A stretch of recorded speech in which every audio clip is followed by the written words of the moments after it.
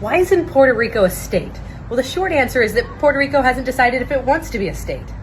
For example, Puerto Rico's two main political parties advocate for different positions on the question of statehood. One political party wants statehood, and the other political party wants to keep the status quo, which is Puerto Rico as an unincorporated commonwealth of the United States with self-governance. And then, of course, there's a third, very small political party that advocates for independence.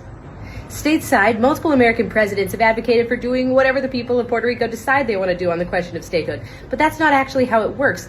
Puerto Rico would need congressional authorization to become a state. There are significant hurdles to congressional authorization. For example, should Puerto Rico become a state, it would be the poorest state in the Union, poorer even than Mississippi. Second, Puerto Rico has a very serious debt problem, which is a problem we seem to share in common. The United States would have to take on that debt. And then third, pure partisan politics. Would Puerto Rico enter as a Republican or a Democrat-dominated state? Meaning, would the Senate gain 2 new Republican or 2 new Democratic senators, and is the other party okay with that?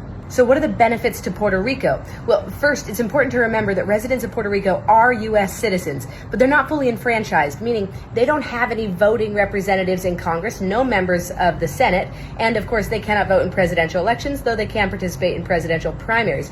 All of those things would be granted. They would also have access to full federal funding for things like healthcare, which they don't have right now, though they pay in a great deal. And finally, they would have a huge economic boost.